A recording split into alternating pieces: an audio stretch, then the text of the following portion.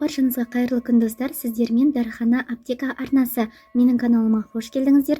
Видеоны көрмес бұрын міндетті түрде тіркеліп кетіңіздер. Бүгін сіздермен өте пайдалы ақпаратпен бөлісемін.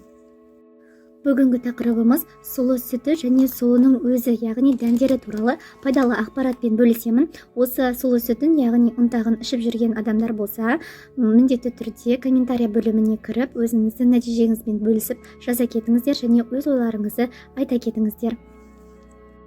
Сұлы не үшін пайдалы, оны не үшін ішеміз, қалай ішеміз, дәріханадан қанша теңгеге аламыз? Осы сұрақтарға жауап беретін боламын. Ең бірінші, сұлы сүті екі түрі болады.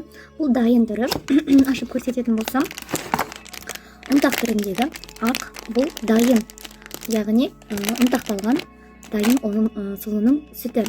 Сүті деп аталады, бірақ ұнтағы. Ал мына жерде сұлының дәні. Бұл жерде тазартылған, жуып қажеті жоқ, тек қана алып, қайнатып, ішіп, суын ішесіз тұндырып. Қазір толық ақпарат беремін, не үшін, қалай қолданатыны туралы.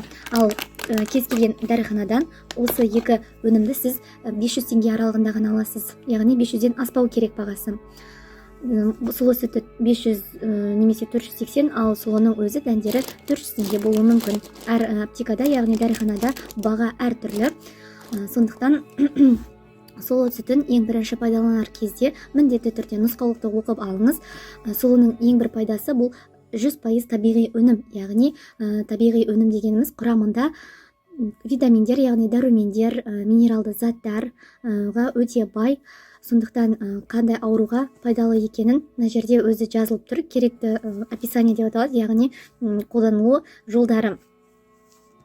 Сұлының құрамында белсенді ферменттер А, Е, С витаминдері және В1 витамині бар. Белоктар кездеседі. Тирозин, холин, эфир майы, минералдық заттар, фосфор, калий, магний, мыс, темір, кобальт, марганец, цинк және күкірт, бор және йод сияқты микроэлементтер осы сұлының құрамында кездеседі. Яғни өте пайдалы 100% табиғи өнім деп айтсақ болады. Дәрумендерге толы, минералдарға толы, яғни ағзаңызға 100% әсер етеді.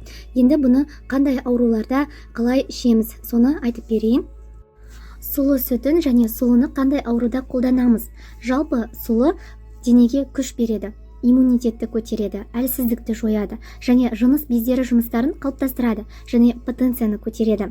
Зат айналуларын қалпына келтіреді және иммунитетті күшейтеді дедік. Ағзаның қорғау қызметтерін және өзін-өзі тазалау қабілеттерін көрсетеді. Бұл дегеніміз ағзаңызды тазалайды, бауырға, асқазан, ішек жолдарына өте пайдалы және дене массасы бір қалыпты нормаға келуіне әсер жасап, май алмасуын қалпына келтіреді. Бұл яғни үлкен жаңағы артық салмақпен күресіп жүрген адамдарға арналады. Осы сұлыны ішу арқылы сізде бірнеше килограмм тастауыңыз мүмкін. Және қандағы қант деңгейінің төмендеуіне себеп береді. Тері, тырнақ сияқты шаш үлгілерін жақсартады. Себебі бағана айта өттік, сұлының құрамында минералды заттар және витаминдер бар деп. Оның барлығы адамның организміне жақсы әсер етеді, яғни оң нәтижесін береді. Сұлы сүтін қалай дайындаймыз? Ол үшін сіз қайнатылған бір стакан суды бөлме температурасында жылытып қоясыз. Қайнаған ыстық суға емес, жылы суға. Осы ұнтақтан үлкен ас қасықпен бір ас қасық аласыз және жаңағы бір стакан жылы суға салып толығымен араластырасыз.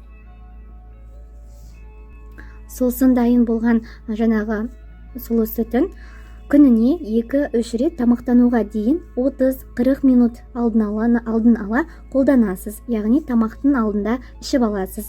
Дайындалған қоспаны, яғни түбіне дейін араластырып, дұрыстап ішіп алу керек, толыққанды ішу керек. Осы сұлы сүті өнімін сіз бір ай көлемінде қолданып көріңіз және нәтижесін бір айдың ішінде байқайсыз. Яғни пайдасы, пайдалы жағын осы комментарияға бөлісіп кетіңіздер. Бүгіннен бастап ішіңіздер, ағзаңызды витаминдерге, минералдарға толтырыңыздар және табиғи өніммен ешқандай химиялық қоспа қосылмаған осы сұлы сүтін пайдаланып көріңіздер. Бұл жаңағы ұнтақ күйінде дедік, ал енді дайын дән түрінде осы туралы ақпарат бере кетейін. Бұны қалай қолданамыз, қалай қайнатамыз, толық ақпарат беремін. келесі сұлымыз, яғни дақылдары дәндері. Бұл сұлы жуылған таза десек те, қолданар алдында бір рет жуып жібергеніңіз дұрыс болады. Бұл сұлының жаңағы сұлы сүтінен ешқандай айырмашылығы жоқ, тек кесек дәндері, құрамы барлығы бірдей. Мына жерде қазақша нұсқаулығы жазылған, мына жақта қазақша, мына жақта орысшасы жазылған.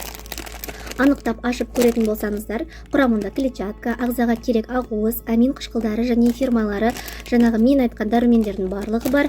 Және бұл жерде жазған ағзадағы керексіз қалдықтарды сыртқа шығаратын, зат алмасуды жақсартатын, салмақты және асқазан бауырының жұмысын қалпына келтіретін ең үздік зат болып табылады деп тұр. Яғни тағы да айта кетем, сұлы 100% табиғи өнім. Бұны пайдаланыңыздар, ішіңіздер. Ағзаңызға пайдасы тиеді 100%. Дайындау әдісі және қабылдау тәсілі. Құрметті оқырмандар, міндетті түрде мен сіздерге айта кетейін, дәріханадан дәрі алғанда немесе басқа да заттар алғанда міндетті түрде жарамдылық мерзіміне қараңыздар. Жарамдылық мерзімі өтіп кеткен жағдайда қолданбайсыздар, ол керісінше ағзаға зиян келтіреді. Жарамдылық мерзімі мынандай жерлерінде көрсетілген, яғни 23 жылы 12 айда шығарылған, яғни 3 жыл немесе 2 жыл бұны қолдануға болады. Ал қолдану тәсіліне келетін болсақ, ішке қабылдау кезде мына жерде жазылған 100 грамм жуылған сұлы дәндерін эмальді немесе шыны ыдысқа салып 900 мл қайнаған суды құяды. Қақпағын жауып 15 минут су моншасында қайнатасыз. Бөлме температурасында 45 минут тұндырып қоясыз. 2 қабатталған дәкемен немесе арнайы сүзгіш затпен сүзіп алып, қалған шикізатты сығып аласыз. Алынған тұндырманы салқын және қараңғы жерде сақтайсыз. Тұндырманың жарамдылық мерзімі 2 тәулік, яғни 2 тәулік ішінде сіз бұл тұнбаны ішіп бітіруіңіз керек. Асқа дейін 15 минут алдын ала 100 мл-ден күніне 4-5 рет қабылдайсыз. Қолданар алдында шайқап араластырасыз. Қалған дәнді қараңғы жерде, құрғақ жерде сақтайсыз. Бөлме температурасы 25 градустан жоғары болмау керек. Құрметті достар, менің сіздерге берген пайдалы ақпаратым осы. Пайдалы деп ойлаймын. Сіздер үшін осы тұнбаны және сұлы сүтін қолданып жүрген жандар, сіздер міндетті түрде комментария бөліміне жазып кетіңіздер пайдасын. Менің каналыма тіркеліп, достарыңызбен бөлісе кетіңіздер.